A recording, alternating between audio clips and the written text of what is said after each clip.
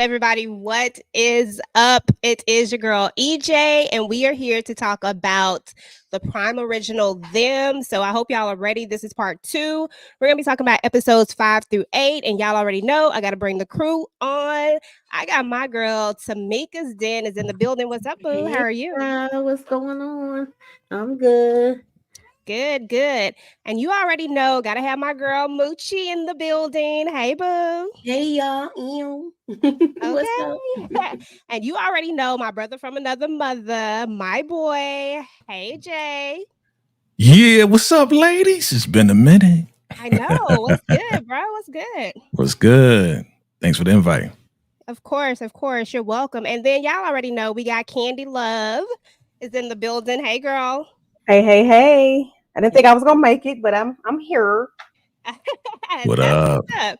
Yeah, we got a lot to talk about, and we're gonna try to do it in a timely manner. But it's 4 episodes, so it's a lot to cover. But to be fair, it's really more so of just kind of getting into the story of it, because honestly, even though it's a lot of episodes, it's really just the natural progression of the story. So it's not like a ton when you really look at it. So anyway, when we started on episode 5, yeah, I felt like this is where we really got into like the nitty gritty of it. Like we really saw, like it started speeding up for me, and this is where I was like, shoot, I can't stop watching it now. I gotta keep going. So I was kind of that was kind of my episode. But let me say what's up to the chat real quick. I don't want to ignore y'all. My bad. Your girl forgot about y'all. I didn't forget about y'all, but I forgot to say what's up. Rashonda's in the building, Queen in the building, Daria in the building, Kendall, what's up? What up? Reese in the building. Thank you guys for coming through. I was gonna say just call me EJ, y'all. That's me. Duh. I'm tripping. You in the Derry building? B in the building. Sally, what's up? What's up? What's up? We appreciate you guys coming through. P. Jones in the building. Okay, y'all. So everybody else who is here but has not said anything, hasn't said what's up, we appreciate you guys too. So let me get these pictures pulled up so I can kind of keep an idea of where I'm at. Okay, let me get the video file pulled up. Okay, while I'm getting that pulled up, y'all, what's the vibe check? Jay, let's start with you. How was you feeling about episodes 5 through 8? The whole series was crazy. But 5 through 8, yeah, definitely turned up. Definitely, I was waiting and waiting. When are we going to connect? But 5 through sorry, Uh-oh. When are we going to connect these two together? When are we going to connect Dawn to the other guy? When is that going to happen? So I felt like 5 and on, finally we see, the connection. Yeah, that's what's up. Okay. I'm sorry, y'all. I was talking to Al. What up?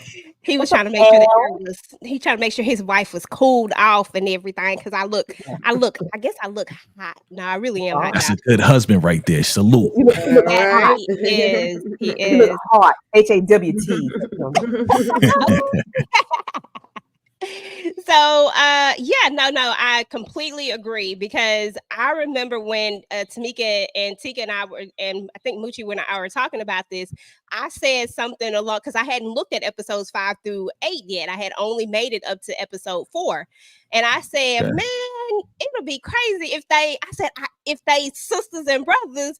And then Tika kind of had a smirk, but because I knew she had went further, and I was like, I don't know if that's right, but I remember that smirk Tika had. So I was like, okay, your girl was I was feeling that way too at one point watching it. I was like, don't tell me it's a sister, but then it seemed like it was going somewhere. So I was like, oh, okay, yeah, no, I'm not right with that. Okay. Yeah, Tamika did that to me when I was watching it. But I was like, because I don't like telling nobody nothing. Like, I ain't gonna say nothing. She ain't say nothing. I was just quiet. Okay, that's what's up though. Okay, vibe check, Moochie. How was you feeling about just the entire season? The first episode, it kind of was slow, but once it picked up, it was just like a ball rolling down the hill, yo. So I didn't know which direction it was going, and I thought it was gonna go we were gonna go more deeper into the racial police thing.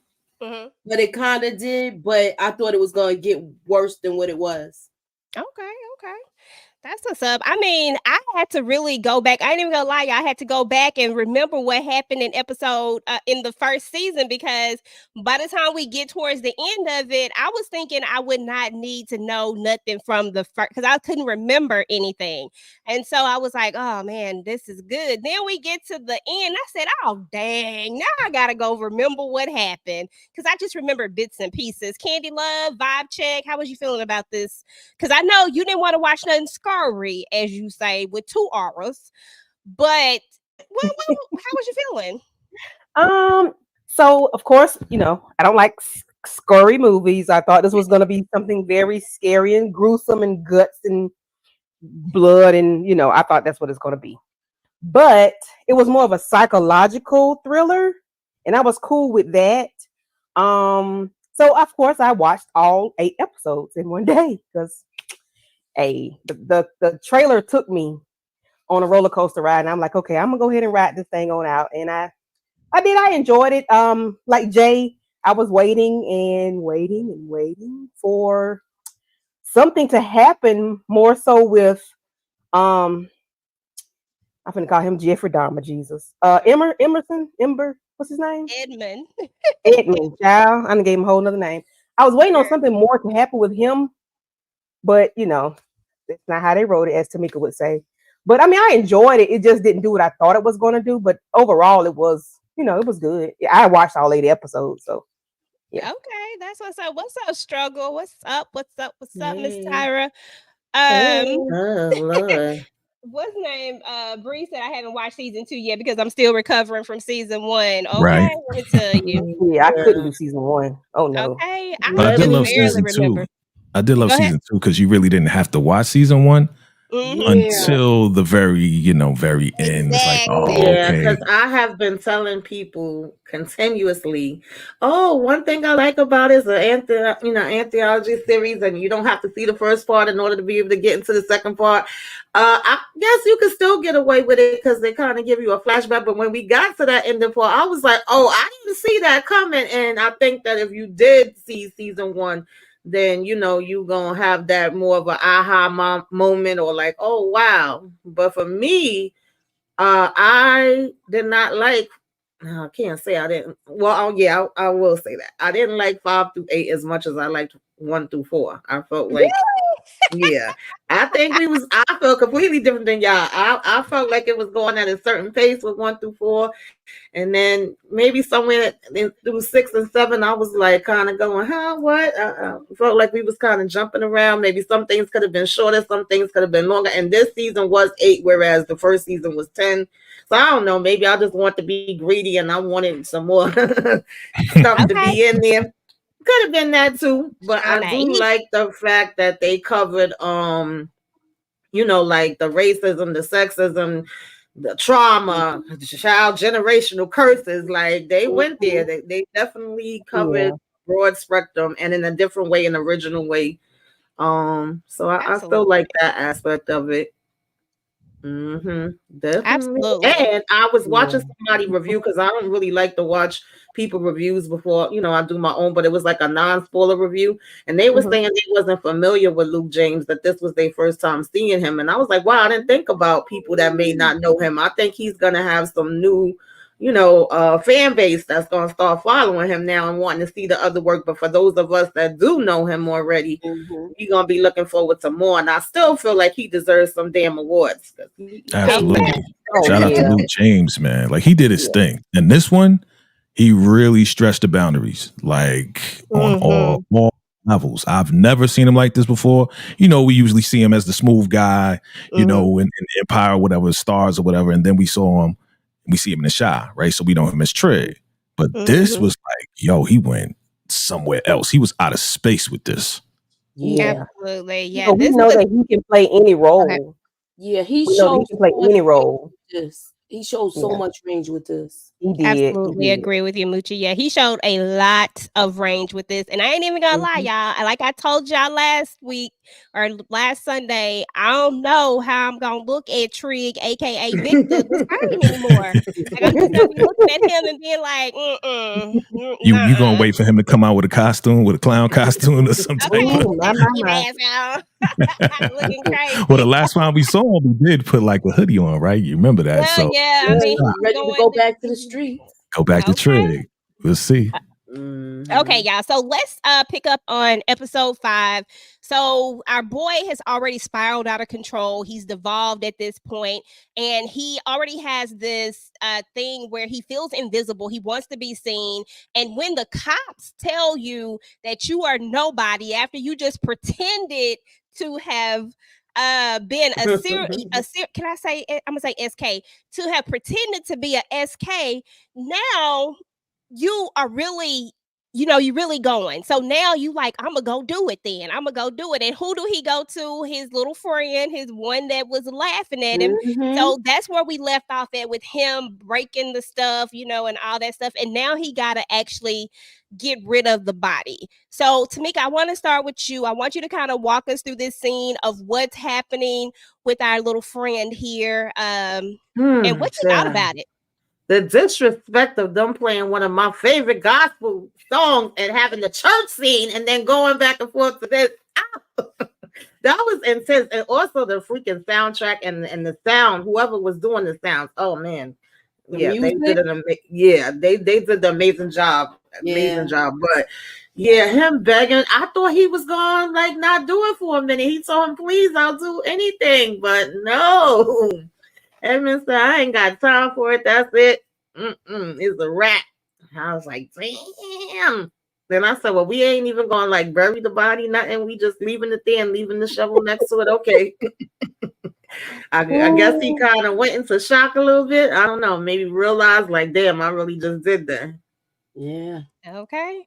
I mean, it's one thing to snap, and then it's another thing once you done snapped and you kind of coming back to yourself, and it's like, oh, snaps, I really did just do all of this. You can kind of see it all. You can, and that's what I loved about Luke James in this. Like he really brought it. When he brought it, he brought it. Like I could feel all of the emotion that he was going through, and the moment that he realized, oh dang, I did this, and I don't know, it was crazy. But here we are. His eyes. Oh gosh. He did this. Say that again. You could see it in his eyes.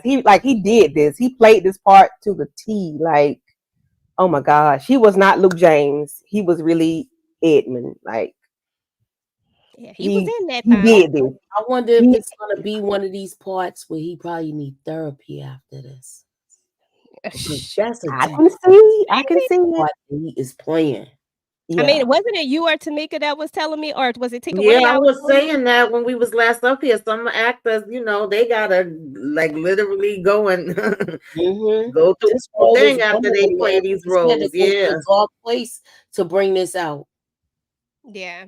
So let's talk a little bit about this, and I'm gonna kind of travel back and forth. I'm not really gonna go like episodic, like kind of, but kind of not, because there's some things that are going to cross over that I just want to go ahead and talk about since we have so many episodes to cover. So right here in this scene, we knew that, okay, so we know from the last episode that mom told her, hey, you're adopted, and she kind of freaked out about this, and she had this crazy reaction to it. So I knew she was about to go see oh boy. I knew that's where she was going or whatnot. But one of the things that we found out is that she been seeing oh boy for a minute, and all of these things are going to come out a little bit later in the I don't know what episode it is, but it's all going to start to come out, and you're going to have to all start to piece some of this stuff together.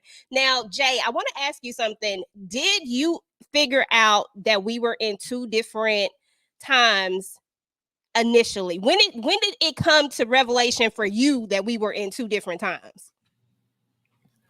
No, I didn't figure it out at all. And you know me, I usually figure out stuff real fast, right? But I had no idea it was two different timelines at all.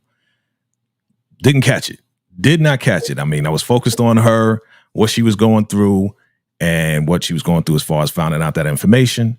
Of course, Pam Grier, shout out to Pam Grier. She did her thing in this as well. Mm-hmm. But no, I did not realize it was 2 different timelines at all.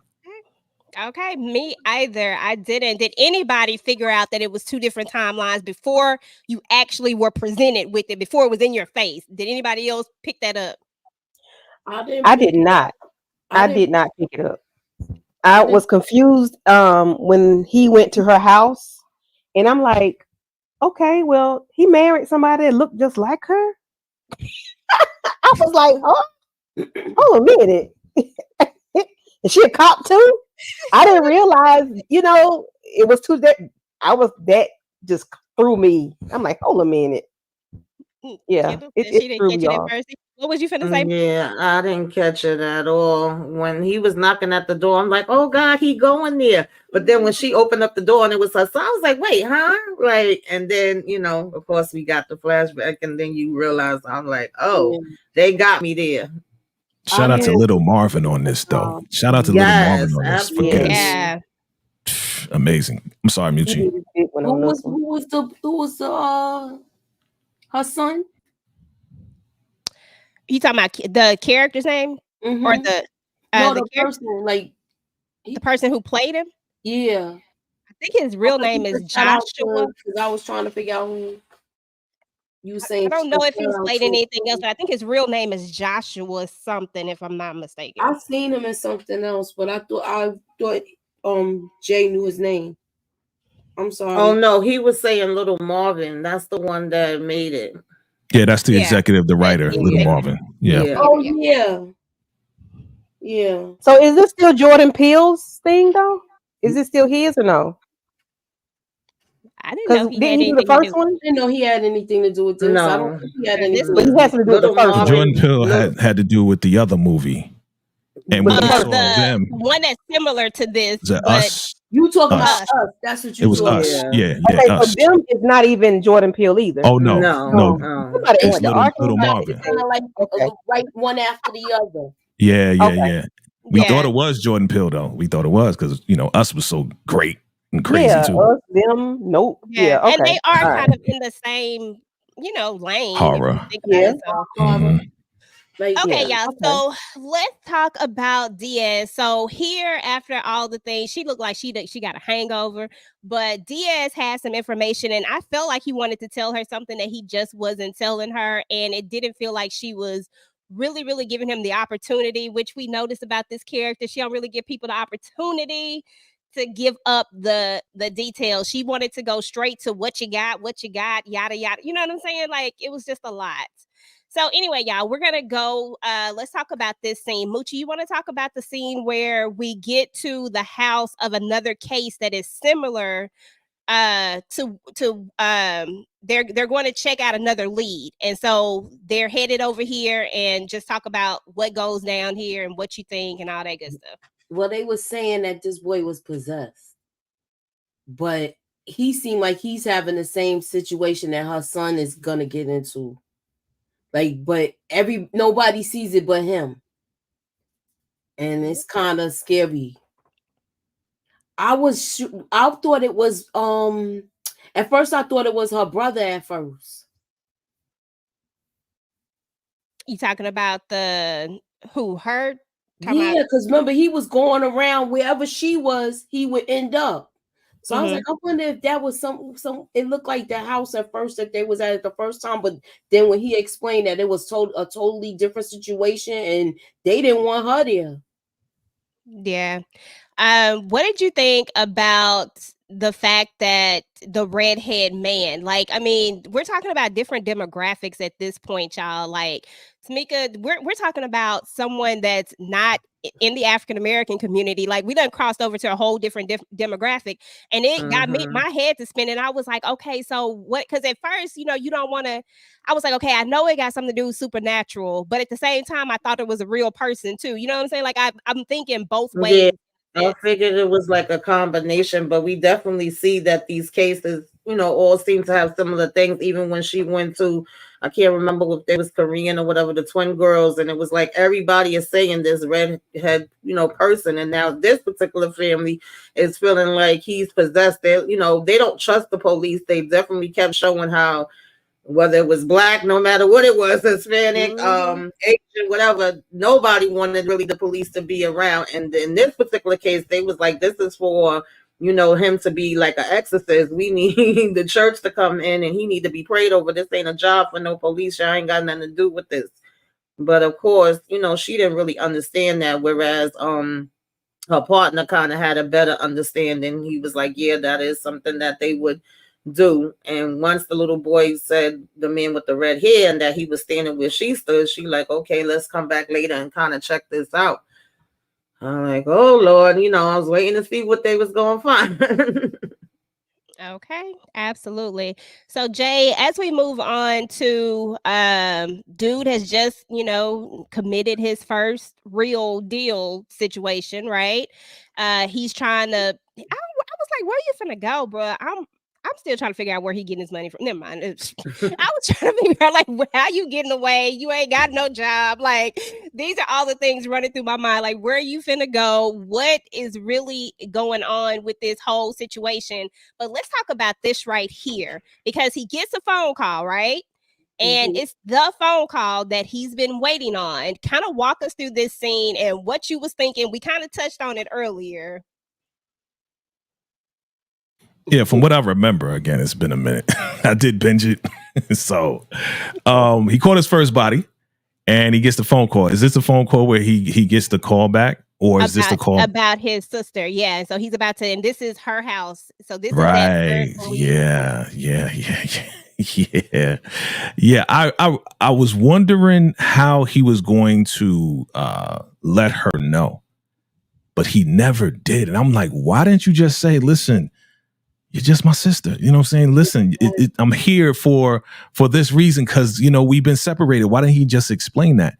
But it was just weird how it laid out, right? Yeah. Like he's at the door with this cake. Oh, you're the neighbor. I'm the neighbor from next door, right? Meanwhile, he got blood on his hands, right? And your girl, she is on it. She is on it like right away. She is a detective like 24 hours a day. Okay. She's detecting something is wrong, but she's asking a lot of questions. Iman Shumpert, he's like, oh yeah, come on in. But he was real awkward. So that would set me off too. Somebody come to my door with a cake. I don't know who you are. You looking kind of weird. That would kind of throw me off. So yeah, this was real weird, but I wanted him to just say, hey, listen, you're my sister, and just kind of explain. But she was on him. Absolutely. Now, y'all know when this part first happened, I ain't even gonna lie, I was like, this is where I was like really edgy because I was like, oh, I'm right. This is his sister. Because I remember what the house looked like, right? I remember when Kel went to the door when McKinney had dropped him off, I was like, oh, that's the house, right? And then when I was like, but then when he opened the door, I said, maybe it's not the house. Maybe it's the wrong house. I was like, oh, he got the wrong address and he at her old house. This is what I'm rationalizing in my mind. Yeah, this is when they did the whole time switch. Right. Yes. And that's what threw me off. I was like, hold up, what's going on here? Like I was confused at first. The door, I knew something was off. That's when I was like, oh, before everything happened, especially once you saw the haircut, then you know. Yeah. Yeah, at first I thought he just maybe was like, she done moved in with her mom since they separated, and I thought he was knocking there thinking she still lived there, but she wasn't living there. And then you seeing the son coming in to her at the same time. Yeah. But then once, he's like introducing them and the son and her come down, like, oh shoot, like, yeah, I definitely didn't see that part. And I felt the same like Jay. I was like, okay, he gonna tell her now, but I mean, at the end of the day, I feel like, of course, the husband just assumed like, oh, he's the neighbor and invited him in. We friendly with our neighbors and all of that. But then I think that he probably thought that she was going to recognize him or remember him. And I don't know. I think he was kind of caught off guard and kind of taking it all in too, like Edmund when he first come in. And then it looks like she's had this good life and like she doesn't have any memory of him, which she really doesn't. And I think if he would have told her, she probably wouldn't have believed it. But her being the detective that she is, she probably would have looked into it and found out earlier than having her mom tell her later and it being a complete shock to her. And way later, in fact, right? Way later. Exactly. So Candy, that was my thought process exactly as to the way she pushed him out so quickly. I'm like, dang, you're a detective. Think about this for a second. You got this person who doesn't appear to be dangerous, who doesn't but he's weird, right? But at the same time, he brings a cake. Like all of these things don't make sense. I couldn't let that go if I'm the person. Like I got to know why. And then the way that he said, I'm happy for you. That's very personal. I didn't understand why she didn't pick up on that. I just didn't. I guess she was like early in the game as far as being a detective. And the cake. Why didn't you ask about the cake? Happy belated birthday? Right. What? Like right. Come on. So many times with that whole thing. Right. But I think it was like what a two year time difference. Yeah, so they're in the real time is 1991 and his time is 1989. 89. Mm-hmm. So, there's that. It just felt like just as curiosity just would have been like happy belated birthday. I hope you have I'm happy that you're happy. Like that just sounds too personal to me. And even though she picked up on some things, I was trying to remember they real names. The names. Okay. Yes. I was like, let me so I gotta do it. But it just felt this part right here. That part is the part. It felt different. You know what I'm saying? It didn't feel like a weirdo. It felt like somebody who was familiar with you, and that would have made me want to know. But and he looked. I would have wanted to know too. Like, what are you talking about? Happy belated birthday? You're happy for me? Like that would have been. But I mean, she was already on to him being weird anyway. But you can see how she's looking at him like, what is this? What is this? What's going on? But shout out to the writing though, because the misdirection, the redirection, the misdirection is just throwing us all off, and we're kind of like, okay, why this, why that, why didn't this happen? But there's a reason later on, as we find out, as we see, and then we see this. It's like, hold on a minute, I came to your house. I'm like, what the world? Yeah, we get part of the tape, and then he gets here, and we see that he's devolving even further into. And then all the red hair, because, I've been wanting to know about that Raggedy Ann doll for the longest, and it was just a lot, y'all. Like, it was just way too much going on. So, moving forward, we're back at the house, right, Tamika? We're going to start here. Can I just say that I looked up about the Raggedy Ann doll, because remember when we was up here last time, I said, what is her issue? Why is she going on about the Raggedy Ann doll? So I saw three things. One thing was something with anti-vaccines, whatever. Something else was that Annabelle doll that they have the movie about and that's supposedly in the museum and it disappeared. That supposedly has some correlation with Raggedy Ann or whatever too. And the third thing was something with a mammy doll and these little black dolls with, tied in with racism. I'm assuming that's probably the part that they was going for in here. And I was like, oh, I had never heard of none of this. So yeah, that was interesting because I was like, why the hell is she going off so hard about this damn Raggedy Ann doll? What the hell is the problem? She surely was. Like the mama was not having it. She threw away all them doggone dolls, all of that. Okay, so we're back here. Tamika, did you agree with her decision to take him to the hospital? So the exorcism, I'll set the scene up. So the young man, Benito, little Benny, he is, the thing is attacking him, basically, is what it is. But they're having an exorcism trying to get the demon out of him and all of this. He's foaming at the mouth and all of that stuff. And they're waiting on the ambulance. But the ambulance, I believe they said 7 minutes, 8 minutes, something. It was out. It wasn't coming no time soon. Did you agree with her to drive him without the partner? Did you think that was going to be an issue? Because it automatically, to me... Yes, I definitely thought it was going to be an issue. Like, I get it. You want to get him there as fast as you can, but you in these positions, especially with her being a detective, she knows that you're not supposed to move the patient. Like, it never works out good, no time, or very rarely, when you end up being the one to move the patient and saying you're bringing them there as opposed to just waiting for them to come to you. And especially going without her partner and leaving him there. I knew it was something about to pop off that was gonna mess her up, but I didn't know it was gonna exactly go like this. But I definitely was like, oh girl, why? I felt like she was making bad decisions.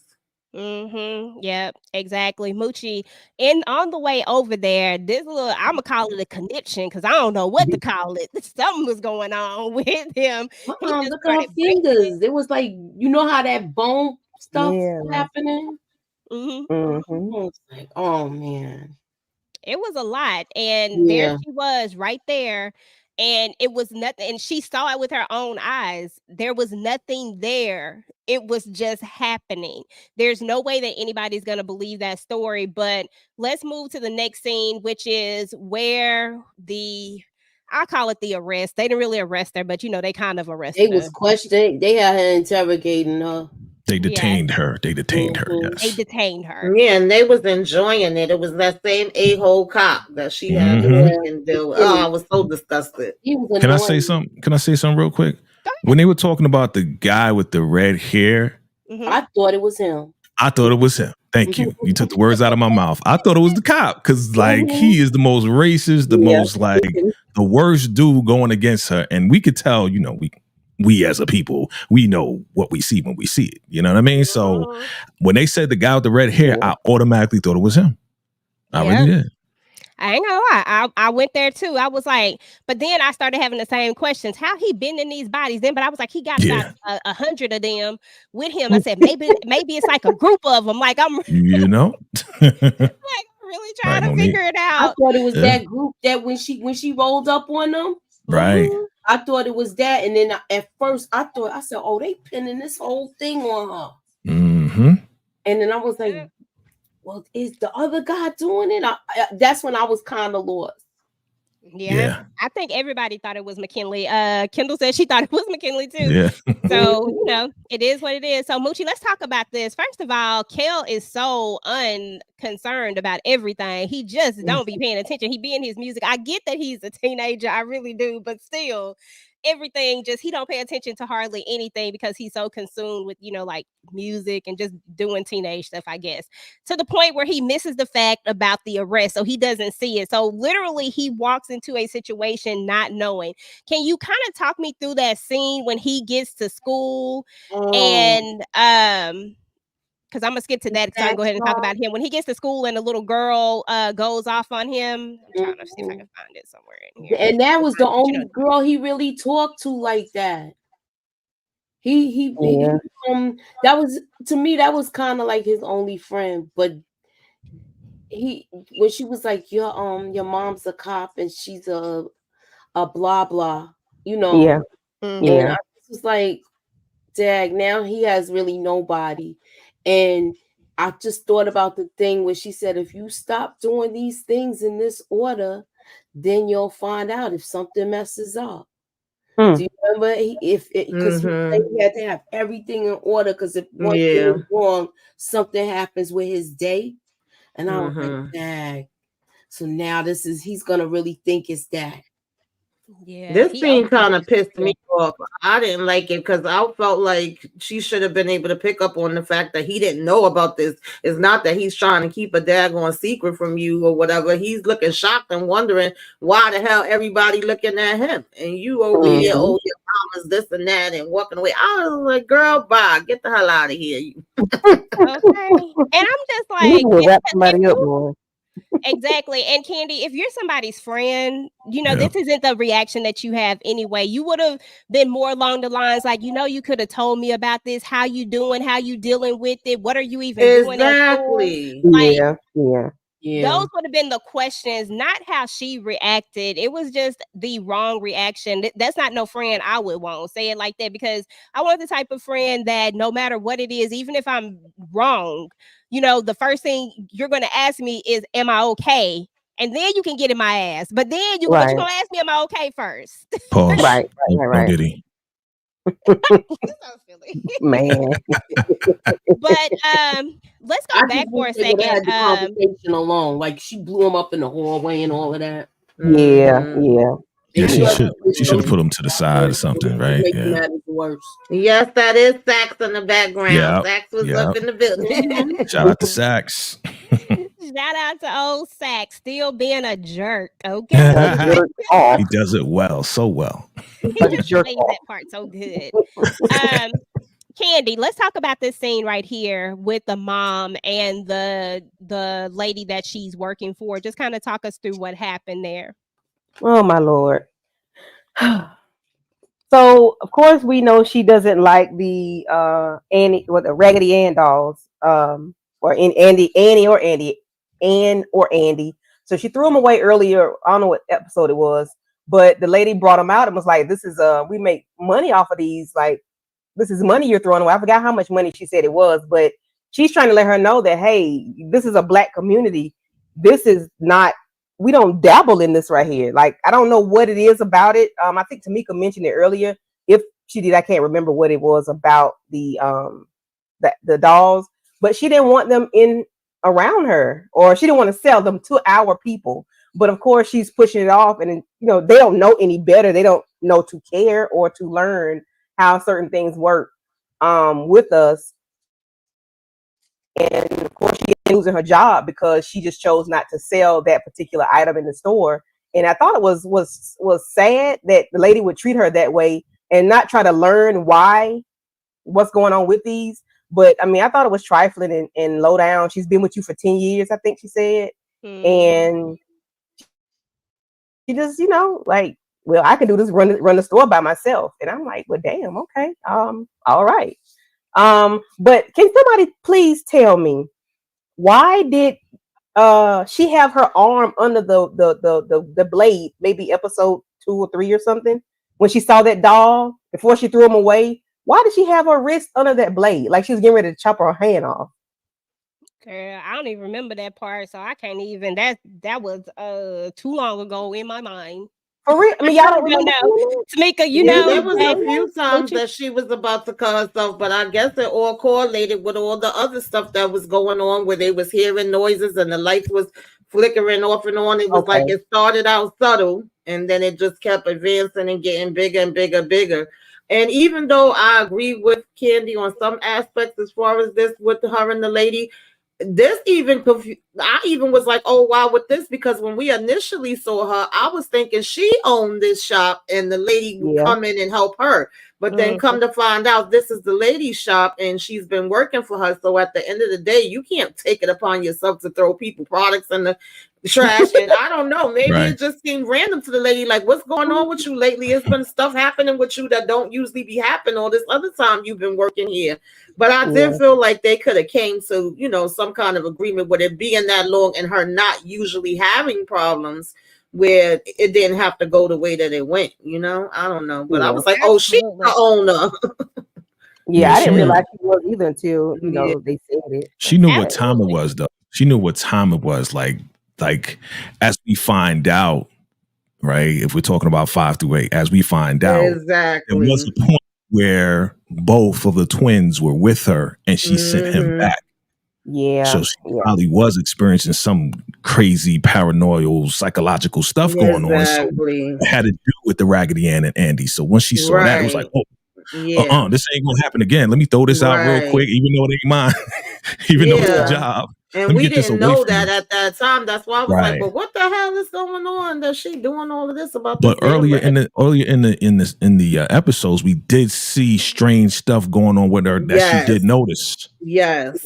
So it's like there was little hints that something was going on. She knew what was going on. This Raggedy Ann stuff got to go. Gotta go. Yeah. Exactly. And she does tell the lady that it has like a racist undertone to it. Yeah. And I figure when she told her that, like, okay, since some people just be, and no disrespect, but some people just be about money and about and that's it. You know what I'm saying? So, but she did have a point, though. Those probably weren't going to sell. They probably was going to stay right where they was in. Right. But you're right. She was still wrong for doing it. She should have said something to it. She should have been like, "Hey, these have racist undertones. Our people are more than likely. I've been working in this area for a long time. They're probably not going to purchase these. It was just a way to do it or whatever. But I get she going through some paranormal stuff, trying to get rid of it. So it's like different levels to it. Right. What's up, Aries? What is up? So Aries. Okay, y'all. Moche. Real sex. So I was so disgusted by this whole part, y'all, because it was almost like they were waiting on this to the point where the dude does kind of say that, right? That they were waiting to be able to pin this on somebody because the LAPD is under a lot of scrutiny because of the Rodney King thing. And now we have this where a child was unalive. Well, he was found, DAD in the care of a LAPD officer. So now they want to put this on her. How was you feeling about this? Because I couldn't stand it. I was trying to I was kind of pissed off with this because they trying to link this and the other thing with her too. So, and it seemed like her ex-partner McKinley was just rubbing his hands like he was waiting for this to happen. He seemed like, it was just crazy. I was happy to see Sax too. Like I was like, oh shoot, when I saw him. Yeah, Paul Kale. Let's talk about Kale for a second because he was going through it. I mean, poor baby. Like I was just feeling bad for him this entire time. I'm like, dude, you got him up here touching the floor, touching his nose, and all this other stuff. He already is kind of, kind of reserved and awkward already, and you gonna do this to him like this? Like, come on. And the police officer, this just a clown scene. This worse than that Diara scene where they was having them repeat that stuff about. It's crazy. But so we see Kel is experiencing a lot of he's getting the grunt of it. To me, he's getting it a little bit more than the mom at this point because he's really starting to see the redhead and all this type of stuff, and everything is going crazy for him. Did anybody think Kel wasn't gonna make it? Let me say it like that. I thought he wasn't. I was worried about him. Yeah, I had a thought that he might not. Okay. I really got worried about him. Okay. Yeah, I had a thought that he was definitely affected, and it's like dude had access to the young man here because of the bloodline. That's all it is. Yeah. He had access to him. Let me mess around with him. I don't think he was going to take him out like every other kid has been taken out, though, because he's part of that bloodline, Okay. So you think he was just more so this was a mental thing, just messing with him? Yeah. But you don't think he was ready? Okay. To get at her, too. Okay, y'all. So we got to talk about this big scene that happened at the dinner table because there was a lot going on at this dinner table where I still stand by my statement that I understand. I get it to a certain extent now because I can't relate because I'm not adopted, of course, but I am a person who has a father who's not their father, but that raised them, but didn't find out about it until later. And I imagine that could be something similar to that because, you know what I'm saying? Like just not knowing something, right? And I never agree with how she reacted to her mom, who, raised her and took care of her and took her out of this abusive situation. Now that she has more of the details, but she really going in on mama. Tamika, I need to know how you was feeling, what you was thinking. And was she somebody you wanted to grab, or did you understand her feelings? No, I understood. It may not have been right to, be popping off the way she was popping off, but I definitely understood that if you grew up a whole nother way all this time and then you didn't remember none of this, and this is actually kind of linked to the cases you're working on and, things that you've been hearing and seeing about this home and this lady that's now deceased and, the kids and the treatment of them, it was like, well, what the heck could have, was happening to me there? But Kel, he always want peace. Like he always just like, oh, can't we all just get along? He didn't want to have her arguing with grandma, and she telling him, I'm still gonna be your grandmother no matter what. I appreciated that, but then I got even more pissed off with mama later on when we found out the other stuff. I said, well, wait a damn minute. Like I said, too many secrets, and families keeping secrets. It's been known to happen, and sometimes it ain't. You may have the best interest and meant well by it, but it does have an effect, and now we gotta go ahead and deal with it.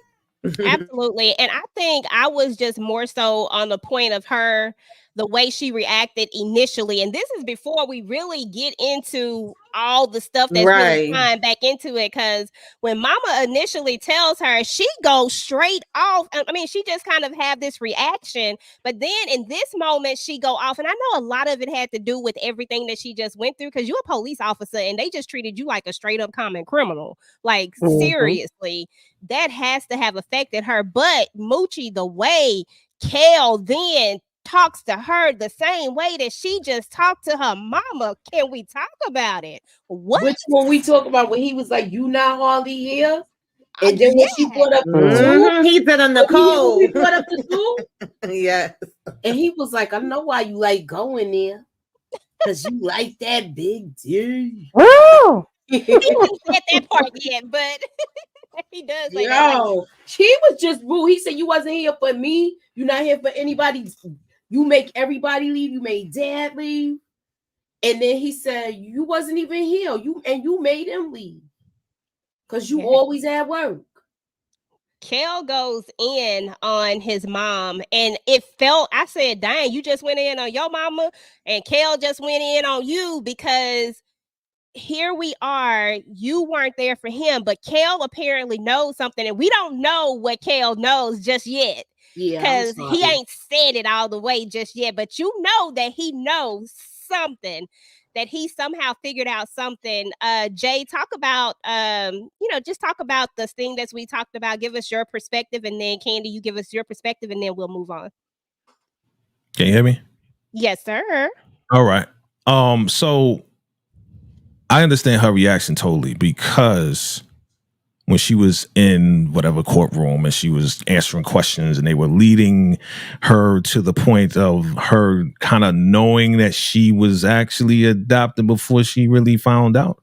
It's like, were you at the foster home? And she was like, no, I would never. Right. So she's totally like, no, because she has no knowledge. And then once the mom says, listen, you actually were adopted and all of this and that, it's really crushing. Because your whole identity is based on your mama telling you who you are, where you came from, and everything else like that. So when you hear something different and then she admits to it, I can understand why she went off. It was the first reaction. Now, of course, you need to be respectful to your mama. All right, be respectful to your mama. But doggone it, like, I'm going to say she was in her right to be as upset as she was. You know what I mean? And with her son here, though, I can understand why he would say, hey, listen, you ain't supposed to talk to grandma like that. You know what I'm saying? Like, stand up for your grandma. Like, she still raised us regardless of what you just found out. Show us some respect. But when he was like, listen, I got to go to the show, you can't come with me. I don't know that, I can understand why he was mad. But y'all would have did the same thing she did. Shoot, you ain't telling me. I'm your mama. Don't tell me where to go. I raised you, boy. Right? I brought you in this world. I take you out. You know what I'm saying? You tell me. But he was upset as well. So it's just a whole lot of negative energy going on at that table. So yeah. Oh, yeah, it was all coming out. Before I get your reaction, Candy, let me address. But you know what, though? I don't even think it was really his anger. I think that's when her twin was starting to tap into that kid. I think that was the beginning of it. Because he never spoke to her that rude before. He never, he barely talked to her. He was barely opening up to her. And for him to say all of that now, I feel like that. I feel like, remember, I feel like that was the beginning of him tapping into him, like how they could tap into each other because of the bloodline, like you said, Jay. Okay. Gotcha. All right. Let me see. Hold on. Oh, Marcy, thank you. You said me and my mom watched season 1. I was a little confused, but I got the hang of it. It's really good. Hold on. Andre, thank you. Appreciate you for coming through. You haven't watched it yet, definitely go and watch it. It's a good one. And you don't necessarily have to watch the first season in order to really get into the second season. And to be fair, shoot, I think it's somebody who did like all the episodes. You just go look at somebody review if you just really want to know. I'm pretty sure it's some people that done broke down all the episodes. That's what I would do. And then, hold on, it was somebody else. It was another one. Inga, thank you for coming through. Appreciate you. I can't find the other comment. But anyway, but yeah, Candy, perspective. I understand why she went off on the mom. Because it now has changed a whole lot with how she, handle things in her life, or just as far as what Jay mentioned, the test. What is it called? The test. That made a difference with that. If had she known, she would have been able to say yes. Yeah, the lie detector test, because they thought she was flat out lying and she really didn't know. That was crazy. Right. So, but him, the way he spoke to her, I understand why he did it, because now he's gonna break the fourth wall. Like, we're open, we're talking. Let me say how I feel now. Not that he was right to do it in the way he did it, but I mean, maybe he felt like it was space and opportunity. I don't get to talk to you any other time, so let me say what I got to say now. Yeah, and we got to remember that he's holding on to something. Like we have the okay. So Mama, I talked to Mama. She was wrong. Like, she's just wrong for not family secrets. That just shouldn't be a thing, like, really, because family secrets is nothing that ever comes from a doggone family secret. Real talk, never does. So she was just wrong for not telling her daughter what was going on, right? Because she's not prepared. Because had she have even known that, let's go back to 1989, she might have thought twice. If she hadn't known. Exactly. You know what I'm saying? Yeah. Like, so, yeah, Mama is wrong all the way, but Kel knows a secret, and he feels like she being hypocritical is what I think. And I think that's more so where his anger is coming from, because he knows about dude. Let's just talk about it. He knows about the dude, about the affair. He been hinting at it all this time, but he ain't said it that he know about it. So in this moment, I feel like he feel like you just as bad. You know what I'm saying? Because you telling a lie too, you keeping a secret too, even though the secrets are a little different, but you know what I mean. So I feel like that's where his little thing comes from. But here we are. He don't want her to come, but good thing she did come, because guess what? You out here saying things again. Yeah, but when it first started messing up, I ain't gonna lie, y'all. I felt like it started happening because she was there. Because I was like, damn, he was doing good for a minute. Because I was so nervous, like, oh, he gonna mess up, but he was rocking. Then as soon as she came, yeah, I think it was her. Her energy. Yeah. Think so? I think when they're close together, that's when he could tap into him and get like really, really close. Oh, I agree. Because he was walking down the same path from the bleachers to him, the same way she was. Yes. Because they're tied in with the bloodline. You know what I mean? So yeah, I agree with you. You know what I mean? Okay.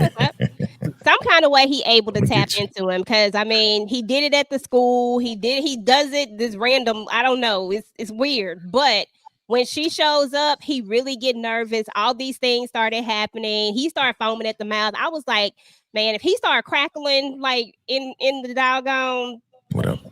Not crackling.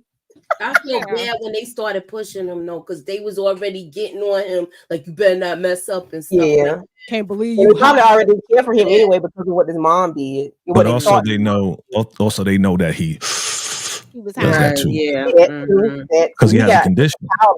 He has a pile on. Yeah, he has a condition. Yeah. Golly.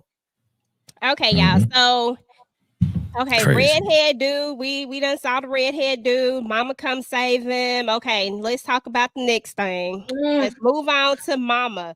Jeez. I was like, why she go? That Mama go bye-bye. Yeah. Oh, yeah. I'm trying to, have marks of where the next episode starts. So we actually on episode 7 at this point. That's how I know what episode is what. But yeah, Mama go bye-bye, y'all. Like Mama is out here hearing things, seeing things. The little Raggedy Ann doll done showed up.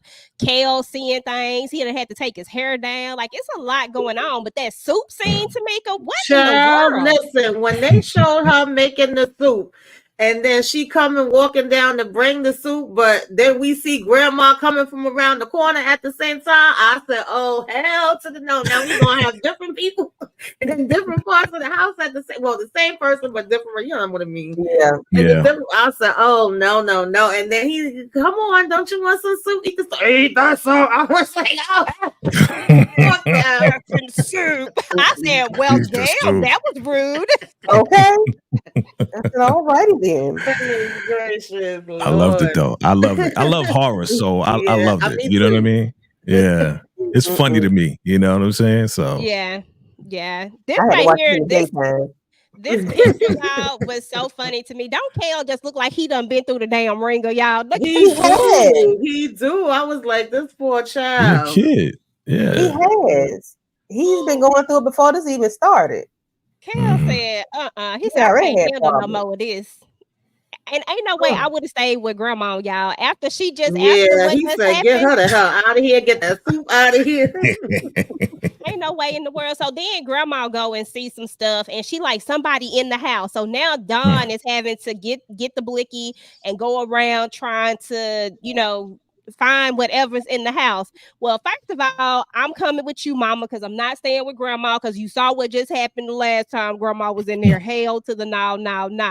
But he did as he was told, and she going to go look, y'all. But nothing was there. Meanwhile, Grandma, y'all, Moochie, you want to talk about Grandma and taking he his did tell her somebody was gonna. Like, he did say that.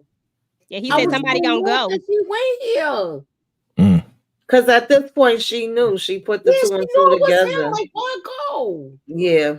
And I was pissed with her that she freaking told her that, what she did. Like, it's so crazy because you know how we were saying that we felt like with the father when he went to see him that he let him down and he sent him back. I'm like, now you have somebody else that sent him back. Like, he went through a lot of craziness too. I don't know, child, but I was just like, and now she done told her that this was a damn imaginary friend. Crazy. So we're gonna pop back around to that conversation in just a second. We're gonna go through what the whole story of what she actually said and the twins and how we come together to the story. And I also need to know what y'all think about the daddy situation, because I was confused on that, so I need some extra opinions on this one. But so Moochie, you said that you was like, she was crazy, right, for going into this place. I don't understand why she went there. Like, I don't know either. It's too much going on in America for me to be doing it. I'm like, I hope he don't. You know how everybody's bones was getting like that. Oh, I was just mad at that. He let her there. Yeah, she thought she had the power of the Holy Ghost behind her. She coming in there, Edmund, come on. She trying to protect the family. You messing with my grandson? Oh no. Okay. Mama Bear. Yeah. Okay, y'all. So when it was all said and done, the little thingy thing, whatever he is, whatever it is, he done cut. He actually cuts her head off, which is different from everybody else. It's a totally different situation from what he did to everybody else. But so that happens. But what I want to really get into is this conversation that we have right before Mama passes away, right? Mama has a whole conversation with Dawn about the real deal. She tells her the truth all the way up to the part about her husband passing away. Who feels most confident about telling the story, what actually happened, especially for those who may not understand everything that transpired with the babies and all that stuff? This is when I got confused when she was telling this story.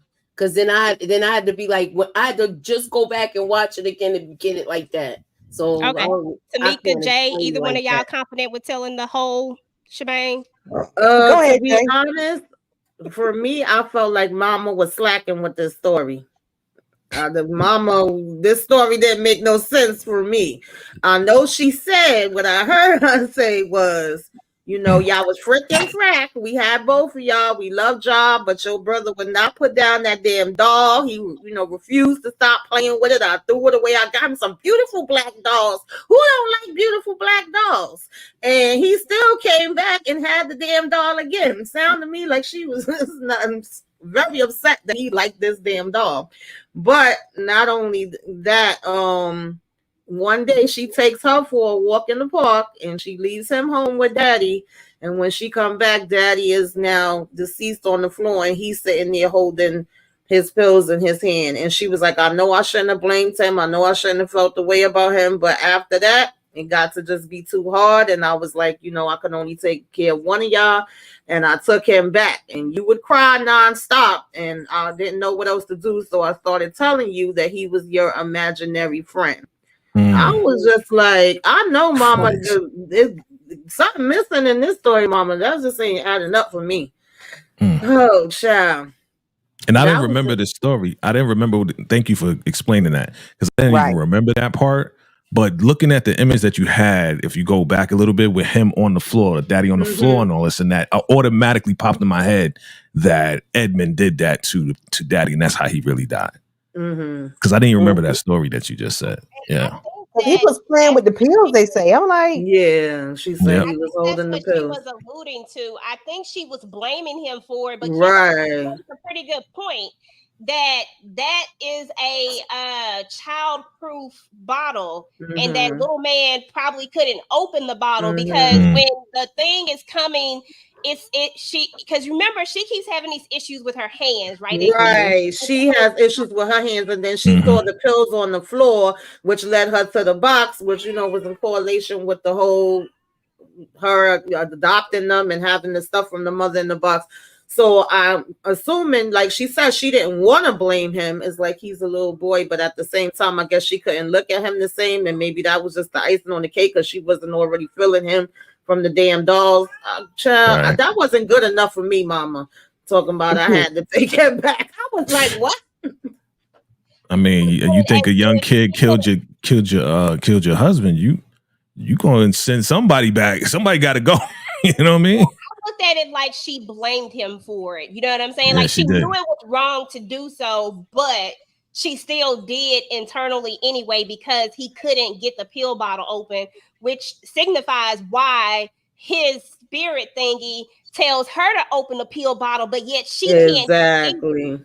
Like I couldn't do it. You can't do it. Like, look, your hands, so I felt like that's the real reason why she sent him back, because he was a reminder every day that her husband was gone. Yeah. And you couldn't save him, even though he was a kid and you were forcing this thing. Like, you couldn't help but feel sorry for Edmund. Yeah. I'm like, everybody let him damn down, man. Everybody. Are we saying, though, a question for all y'all, are we saying that evil spirit has been there since the beginning, since they were kids? I'm not saying that. I think, I don't know. Here's the thing. This is the part that I don't get, and this is the part that confuses the heck out of me. Right? Okay. Because we know that there is a correlation, like this is a carryover, like Tamika was saying earlier, generational curses, right? Bloodline. And we know from the last season or whatever, and y'all know I'm shaky on this, so y'all walk with me on this one and help me out where I need some help. But we know from the last season that there was a similar situation where we had the revenge thing, right? Whatever he was, a little blackface thing, right? Yeah. And he wasn't real, right? But this is something that has been carrying on in their family. Supposedly, he's supposed to be gone, right? But I say more like repressed, in my opinion. I don't think he's gone. I think it's just something that's there, waiting for the right moment to trigger so that it can inhabit the next generation. So I would say yes to your question, Jay. Yeah. But I just don't think it's prevalent at the moment. That's what I think. At that time, we talking about with the father, because that's what I was thinking. That's what popped up in my mind. Not to interrupt you. That's what popped up in my mind automatic. So if let's say it was Edmund's fault, but it was really that evil spirit in the bloodline coming out that did open that bottle, that did put those pills in his mouth, and that really killed him. You know what I'm saying? Too. I mean, it's so many different ways that this could yeah. go. Who knows? But he didn't take the pills, though, did he? He just needed the pills, right? He needed the pills and couldn't he open them. He couldn't get the pills. Right. He couldn't because the boy had them. Yeah. Not letting them open it. Yeah. But I guess the Jay is saying, what if the spirit somehow was, you know what I'm saying? Maybe the little boy did. It's just too much. It's a lot. It's too much to think about. But honestly, I don't think that the spirit presented itself until it had an opportunity. And that's when Edmund devolved so far that he was about to unalive himself. And you know what I'm saying? Like when I agree. I think it could be the other way too, but I think they was going through enough hell that they had to deal with that, you know, was just hell, period, without the supernatural part being added in. I think that came in a little bit more prevalent later, but I could be wrong because I think you're right. I think you're right because we do. I think you're right because we do see, I know we're going to get to it, but we do see the good side of Edmund taking care of his little sister, well, his twin sister, right? So it wasn't always there. You know, exactly. It was that lady. It was that daggone foster mother that was the evil one. Disgusting. We'll get to it. She was horrible and smiling like she was going. But we'll get to that in just a second. But Candy, that's just too much. Before we move on from this, I think it's really important for us to talk about the one other thing. And that's what the information that Kel seemed to know all along. When the spirit takes over Kel starts to say some stuff to his mama. He been talking a lot. This little ninja don't talk at all. And then he started talking his behind off. Talk about that. And do you think Kel somehow found out about this and has known about this and has been holding this in and he blames his mom for the separation? Talk about it. Tell me what you think. So y'all confusing me now. Y'all got me thinking that Edmund putting this stuff in his head. So maybe he didn't know. Maybe Edmund put it in his mind for it to come out so he could say it to his mother about her, you know, sleeping with, I forgot his name. Shoot, I forgot his name too, but he's fine. Sleeping with a dude and how he do it, you know, and the things he said, like he said it with so much conviction as if he was talking to somebody to appear, not his mother. So he was all the way off with talking to her like that. Like Edmund had that boy gone, or whoever, Jangle Leg or whoever had him gone, because he was just oh God. I was like, oh Lord, no. It was disturbing how he spoke to her, but I knew that was not him. I knew it was Edmund or either the redhead man. That's about all I could say. I got a theory. Okay. Here we go. Kells, that's his name, young man, right? Yeah, Kells. Yeah. He was okay until Mr. White Cop put him in the car, put him through all of that trauma. You saw how he came back home. He had to get his stuff, get his little extra. I think it's triggered when trauma is happening to them. Yeah. So when you see Edmund going through all the trauma that he went through, that's when the spirit comes alive through the bloodline. So whenever they're going through a lot of trauma, that's when this stuff starts to pop up, and you know it kind of like flares up. You know.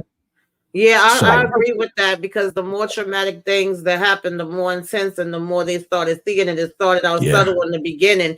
And the first times we see the lights flicker, I mean, that was the beginning. So we don't know if anything was happening before that, but that's the way I perceived it.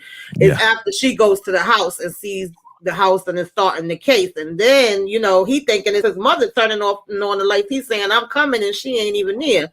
So I feel like it started gradually from there and it just kept going up. Absolutely. Yeah. Hey y'all, so we done made it to the last episode. We did pretty good, y'all. We did pretty good. We had 1 hour. We did pretty good. So we done made it to the last episode. And this is I call it the revelation, because at this point we know a lot of stuff at this point, and we put a lot of things together, but we're about to get a big, huge revelation at some point. Now, first and foremost, Diaz, I don't know. He was trash to me, and then he wasn't. It was like we was in a mix. I didn't know which way he wanted to go. He was riding the fence. Yep. Yeah, he was riding the fence. Yeah, in some ways he was riding the fence, but in some ways it's like what you said earlier. She really wouldn't give him a chance to damn talk. She would want to do whatever she was doing and be like, "Are you in with it or not?" And every time he was about to start saying something, because we could clearly tell he wanted to tell her something when they met there in the diner before everything hit the fan. But he didn't get a chance to tell her. And then the next thing you know, of course, she was brought in with all these different, accusations and all of that stuff happening. And now he's coming back again, like if he want to be a friend. And I don't know if that was before or after this, when she calls him and wants him to look into the brother, and is like, I already looked into him, and I already knew that you was there at that home, and that's what I was trying to tell you at the damn diner. So then of course she finds out that he was gone, and that's when I really was like, oh damn, It's a lot going on. It really is. Typically tells her not to go to. And I was pissed with her again when she did that. I'm like, they watching her, they gonna arrest her again. She don't listen, okay? She pushes the envelope a lot. Yeah. Yeah, she does. She don't listen. So she go back to the house. Moochie, when she went back to the house, this is when we realized that what she saw before was not what she saw. That it was repressed memories instead. I didn't think that. Did you think that? No, I didn't think it was that. I didn't think it was that. I didn't realize it was that. But this was crazy when she went in there and she was reliving the whole walkthrough of the crime scene again. And then that's when it did like another flashback where you saw her as a child. And that didn't, I was like, now we're gonna get the whole story. Yeah, that was crazy. Yeah, that was a lot, y'all. That was a super lot. So Dad has come back at this point, which is great. Dad has come back, but then Dad also see it in the mirror. I said, first of all, don't you take your behind up these stairs. Can you do me that favor and do not go up these stairs?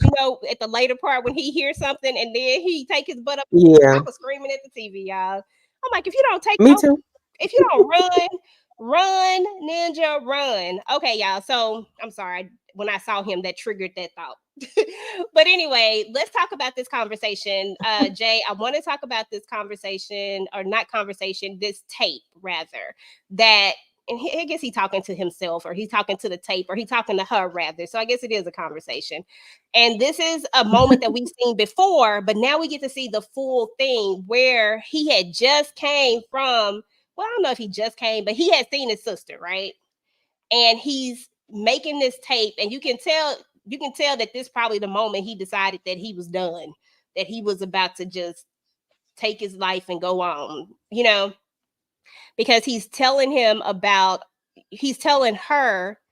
like, why is it fair? And I kind of felt him in that moment. How did you feel about it? Yeah, I thought it was legitimate feelings. You know what I'm saying? Like, all his life, he's been traumatized and didn't have an opportunity. And now it's time to give up the ghost, man. But this is when everything takes over. You know what I mean? He ain't going nowhere, but I kind of felt him too. I agree with you. I did feel like really sorry for him, because we know some people who, went through, the system, right? And wish that they had a better life, wish that they had parents, wish that they had an opportunity. And it seems like he just didn't have that opportunity because he was awkward, because things happened and he got sent back. It's like he had no chance at all. Twice. Yeah. Right. Yes, right. twice. Well, right. 3 times somebody left him. His mom left him. Then his second set of parents left him, and then was white he folks. got left over and over and over. Then he feels like his sister was taken away from him. Mm-hmm. It's horrible. Mm-hmm. And then she rejected him, right? So really, that's like 3 times you're being rejected. You have a family and you don't. Right. Yeah. Exactly. Talk about this clown right here, Candy McKinley. I wanted him gone long time ago, but I was so glad she was a tape recorder holder type chick. Yeah. Because that was the straw that broke the camel's back for her in the end. And I was glad of that. But I didn't think, well, I kind of thought he was the thing in the beginning, but then, okay, of course, we revealed that he's not the red-headed thing, even though he is a red-headed monster. I was glad. I mean, he just spoke to her any kind of way. Like, you saw what I did to the other person, and then telling, I think his name Diaz, the other guy.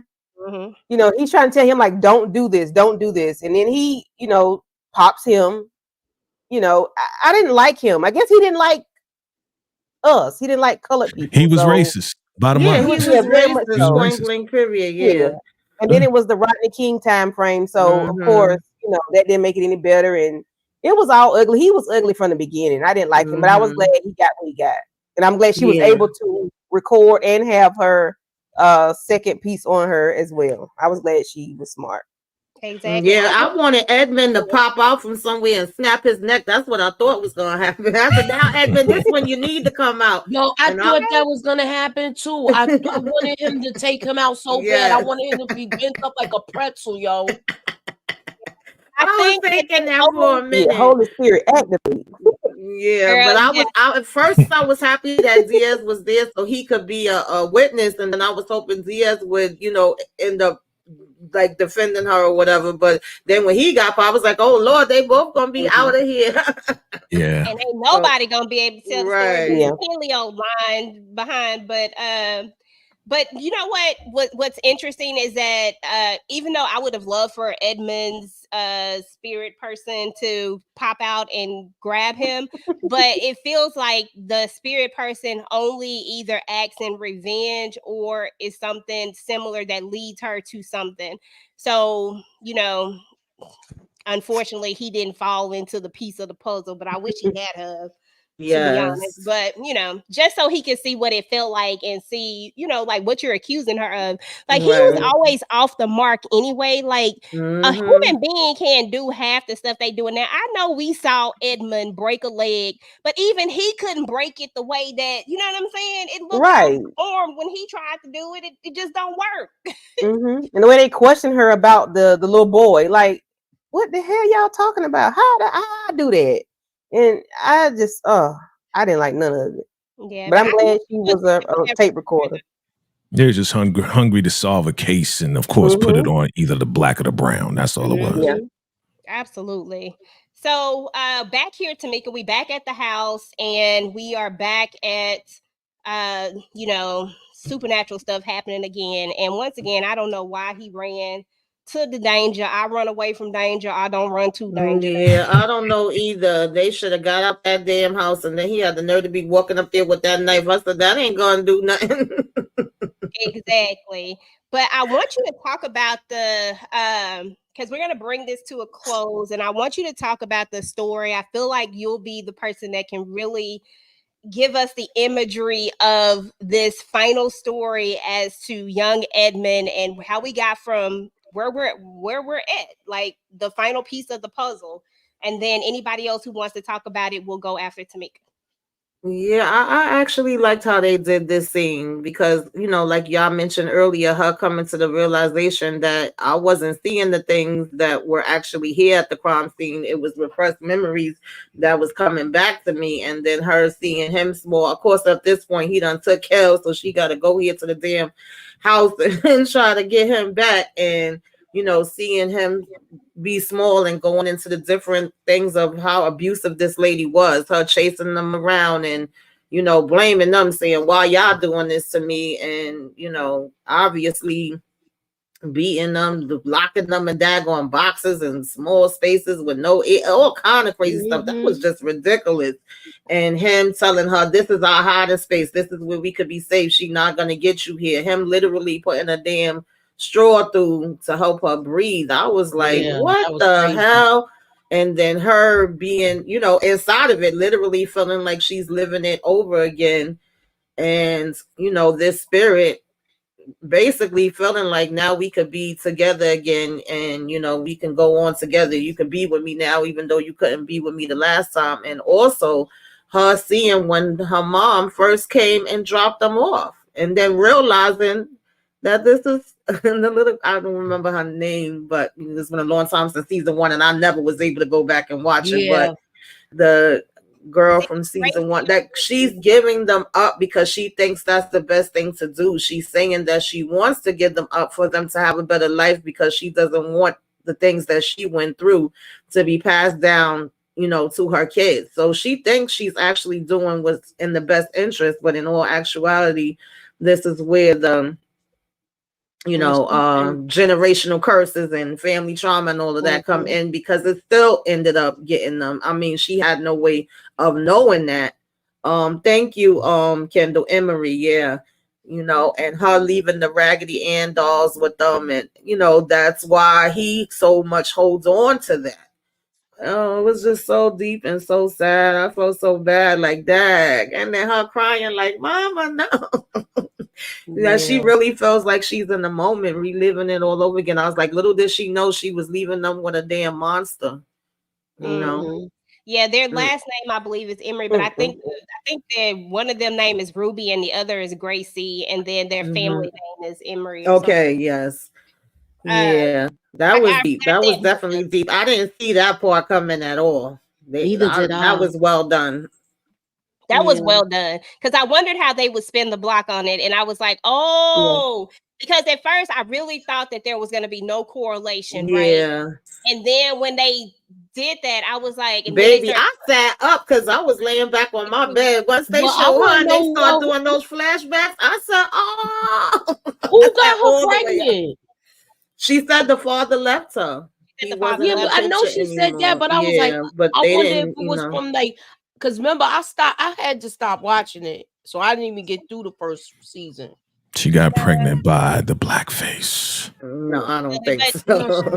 Blackface is really a white guy, so them babies white men, they is dark. Or we assume they, because sometimes weird things happen. But yeah, so Moochie, final thoughts on how this all kind of played out, and then Jay, I want you to talk about the very ending, and then I want to kind of grab some theories from y'all. But Moochie, I want to get your thoughts on the way the story came up to a close. Candy, I want to get your thoughts on the way the story came to a close, and then Jay, you can give us your thoughts. But then I also want you to talk about the very ending when we go back to the black box, and you know what I'm saying. The way the ending was to me, her moment where her and the brother come together that last time, and he finally, I didn't know. Did y'all see the person come behind her that looked like her that was behind him? Yeah, because he was telling her to surrender to it. Like, you can come be with me. So if you surrender to it, then we can be together. So he wanted her to surrender to I guess what would be the twin version of it. You know what I'm saying? Like, that's when I got like a little Us reference. Like when I saw that, I was like, damn, this is like Us, that quick part. Yeah, they would have been the Dawn and Edmund Raggedy Ann versions. Yeah. But I felt bad for him, but I see that she got closure because she blocked all of that out. So now when she found out the whole story and that and her mom, and then with him and the way he went, I think that's where you want me to stay, right? You can talk about any of it. I thought that it was. I thought this part. How can I say it? I was glad that she got her closure, but I thought I thought he was gonna be able to go for help or something, but Okay. Candy Love, final thoughts on this story, how it all came back to like I said, I can't remember if it's Ruby or Gracie, but the Emerys basically from season 1. of how it came back full circle. Any final thoughts on that? Well, because I could only watch the first 3 or 4 episodes of season 1, I have no idea of how it tied in until they, said it. So I don't know, because I couldn't do it. Okay, I remember you saying that you didn't finish watching. Yeah, I don't. Yeah, but no worries. I was still confused a little bit with when he passed, because I thought they said he passed 2 years ago, but he didn't. He did. He did. Okay, so yeah, see, he did pass. He did pass 2 years ago. They had us in a parallel. They had us in 2 timelines, but we thought we were in the same timeline, but we weren't. Right. They had us in 89 and 91 the whole time. That's what they did, and they did a good job at it. Yeah, because not a lot of stuff had changed. You know what I'm saying? Like as far as hairstyles and like it was so good that you would have.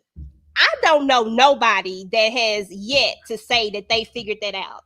Like I haven't found one person to say they figured it out. To me, so at the end, when she was with him in the end, when was that? Supernatural, because this is a supernatural horror story. Like it's a supernatural show. So I'm like, that what the hell? That was more representative of him releasing releasing the bad spirit and letting it go. And feeling like he could have peace now because she was telling him, "You, my brother, I love you. I remember you now." Right. Yeah. It was more so the love that released him from the evil spirit, because remember what I said earlier, the trauma is what triggered everything in their bloodline. So once she figured it out, saw the imagery of them and how he took care of her, she figured out, you know what, you weren't my imaginary friend. You were my actual brother, and I love you. And the evil spirit can't survive in love. This is very symbolic, very, very symbolic to a lot of different things. Little Marvin, shout out to Little Marv. Yeah. Yes. Absolutely. Yeah, that is true, Jay. That is true. I appreciate that. Yeah. A lot of symmetry. I loved it. I mean, if you really just like it, he did a great job at it. Like sure did. But then again, I watched this at work with my phone, on my desk right in front of my chest, looking down. So, but I still was tuned in, but I was sneaking. Gotcha. Now, as we come to the close of it all, y'all, there's a moment where we see Dawn kind of gets a little, there's kind of like, I don't want to say fully, because I don't feel like she was vindicated in the court of public opinion. I still feel like she's still going to take, I still feel like it still looks bad for her in a sense, even though we all know that she got it on the recording, but she doesn't get to have her job back. Not that I would want that mug back, but she doesn't really. That was some bullshit. Yeah. I'm sorry. She ain't want a job back though. She ain't want a job back. She really didn't, but the fact that he even said like, "Oh, I can't, let you in publicly like that, but we could wait a couple months and I could put you on a desk. Like we take care of our own." How the hell is that taking care of me? Get the hell out of my face. I love the transition how they went to F up. Right. Right. Yes. I feel that she was vindicated in that moment. Like the recording and her making it through this racist environment with all these white guys coming down on her, trying to pin her for everything. Right. I thought at that moment she was like, you know what? Here you go, buddy. You guys can take this right here and shove it where, So I wish it was like public versus being in a private room. I wish it was something done publicly so everybody could see. That's what you mean. Yeah, because y'all didn't mind taking her down publicly, but then you didn't want it to be public with saying, she is a good cop and this didn't have nothing to do with, with her or whatever publicly. It would have been great. But it would have been great if we saw it. Okay. They really didn't clear her name. Yeah, that's what I was about to say. It would have been great if the news said, you know what, we actually know who was involved in this, that, and the third, and they kind of explained it on the news. If we saw that, then she would have had, public, But she kind of put it on the guy, right? The one that she unalived. She kind of put it on him, right?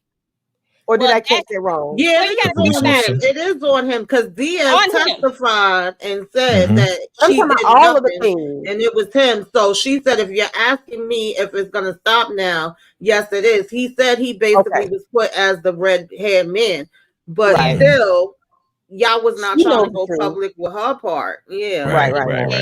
And that's what the part I was talking about, Tamika, is that that's what I didn't like. But yeah, I felt like in front of them, they had to wipe that mess off their face. That's for sure. Like, because last time they was doing too much kiki kind and smirking and all that mess. I didn't like it. Like that mess had me hot.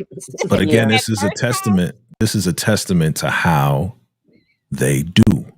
They keep things behind closed doors. So whether we take you down or we got to let you go, we're not going to let the public know anything about that. They're not going to know the truth.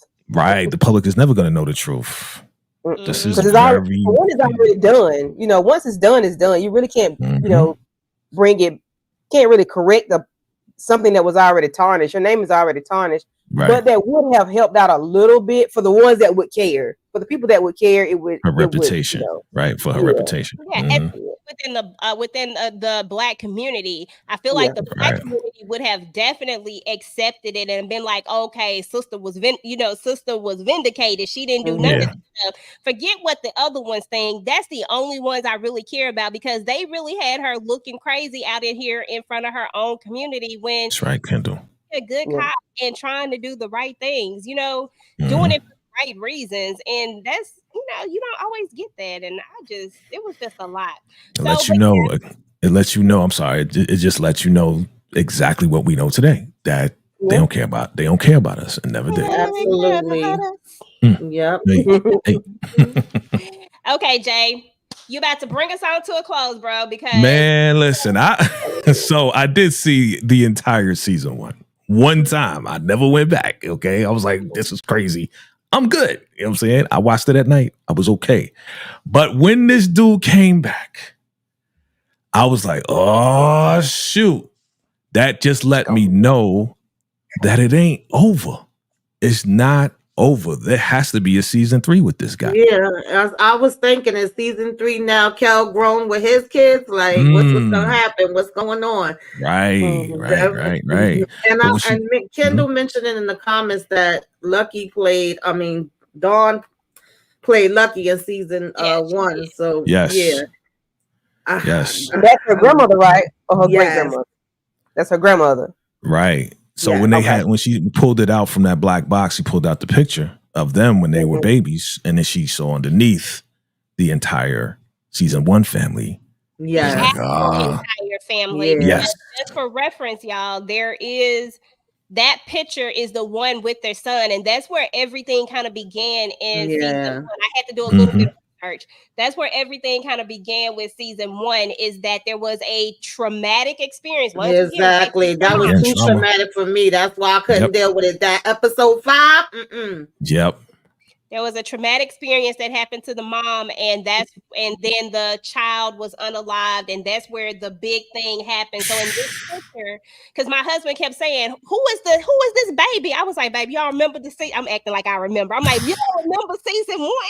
Oh my God! I don't know. Man, a pillowcase. That's all I gotta say. Jesus. I heard about it, but I'm like, no. I couldn't do it. I personally couldn't do it. That's why when I heard it was a season 2, I was like, well, why are we getting a season 2? But then, y'all already heard me tell y'all. Once I saw the preview, saw who was in here, and I just thought like, oh, it's a different story. Okay, cool. I'll try this one. But I do like the way they did it. I like the way they tied it in. I don't know if he already had plans of doing it this way, or maybe the input from season 1, if he made any changes or not. I know they did a panel recently, and I would like to watch and hear what the thoughts was, but I would say job well done with this. Absolutely. A lot of people from what I've seen, because I've seen some other, reviews, they say, of course, season 2 is more palatable. They can absorb it a little bit more. It was some jump scares here and there, and those people who are scary are scary. But for the most part, it was done very well. Where you didn't have to watch season 1, but with seeing him now, oh yeah, we getting to season 3, and we have to get a season 3 because this was done so well. Absolutely. Because you got to think about it. Tamika talked about trauma. I think everybody talked about how it's triggered. Jay, you talked about how it's triggered. The trauma is not gone. Like, there's still a lot of stuff to really unpack. And we're not talking about a time frame when people are heavy on going to therapy or any of that type of stuff. Like, it's still about to be some stuff. And I like Kendall's thought process. She said probably something with Kel, because you remember they had the reflection of Kel in the mirror with the red hair when so it could be something along that lines. I think my husband said the similar thing. He said that it's probably going to be something with Kel's children. I agree. Like, that's what I was thinking. As soon as I seen him come walking up, I said, oh shoot, yeah, this is going to continue, because they thought they was having peace. You see her and the father getting along now, him coming over for dinner, everything seemed to be good. And then she finally go and looking in the box and just so happened to notice the other picture behind him. When he came up them stairs, I said, oh, okay, season 3. In season 1, if y'all don't mind revisiting. What'd you say? Say it again. What was he in season 1? He's really, so there's a supernatural feel to the show, right? He was the supernatural feel to the show. He was the thing that really wasn't real, but he's really a white guy that's really under the black face, because it's a representation, black face and all that type of stuff. And he was trying to get, he was trying to get them to basically, I don't know the whole story, so don't get me to try to tell you the whole story, because I already told you, I done forgot it. But from what I remember, he was trying to get them to take vengeance because of something that had happened prior. If somebody can jump in if you remember exactly what it was, I just can't remember the whole story. But I know that he was really a white guy that was under the black face. He wasn't a black guy. He was trying to get them to do, he was just another entity that was evil. That's the bottom line. Okay, that followed them from the last house, because remember they moved away from us.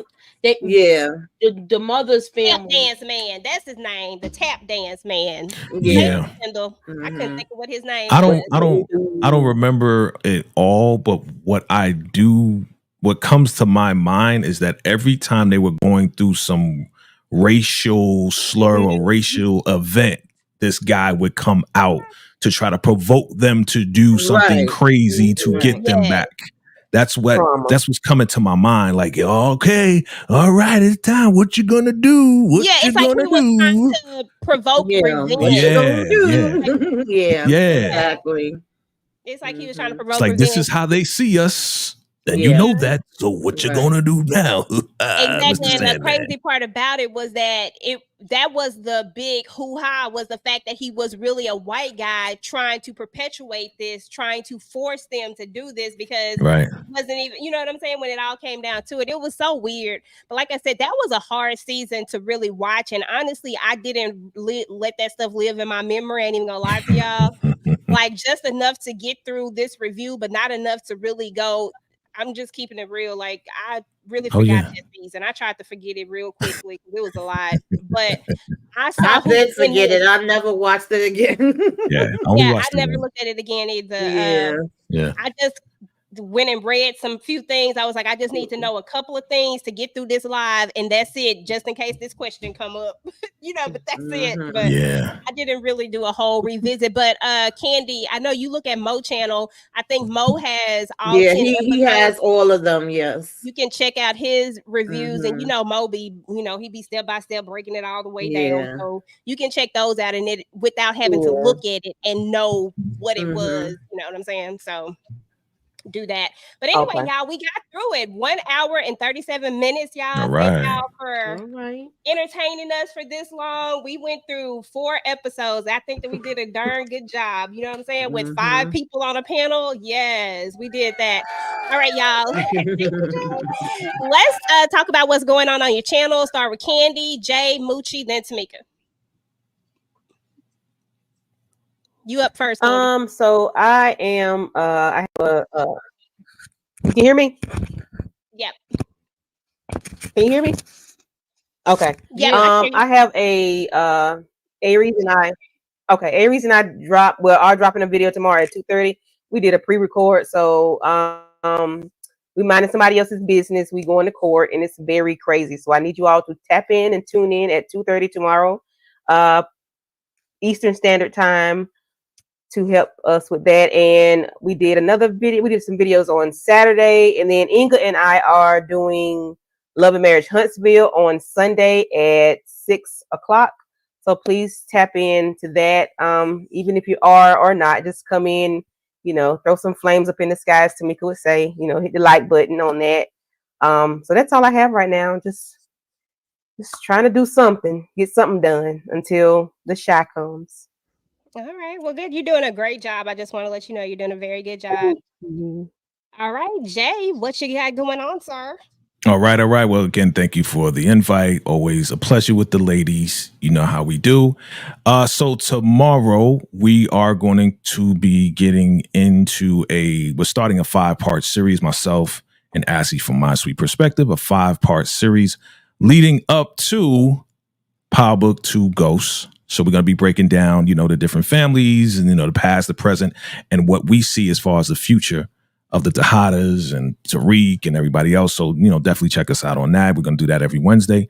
Then we're going to be coming back this Saturday. Well, not this Saturday, this Saturday after next, right? For BMF, the finale. We're going to be doing that. And then Sunday, we're going to be talking about the Shah. We're going to be talking about episode 9, I believe.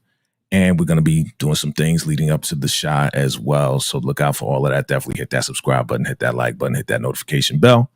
It's your boy, Vacay. Appreciate you. Thank you. Right. It's a pleasure having you, brother. And Moochilla, what you got going on, boo? Okay, so I got some trailer breakdowns that'll be uploaded. And also tomorrow we'll be doing Mayor of Kingstown. Come through and check that out. We're doing episodes 8 and 9. All righty. Okay. Ow. Yes, thank you for the reminder. If she don't say ow, okay? Come on now.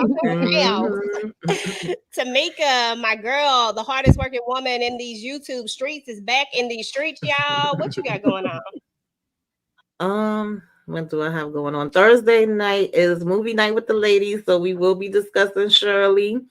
Friday night is Harlem Nights, okay, Flashback Friday. And then Saturday, I'm doing Self-Care Saturday, what you should be watching.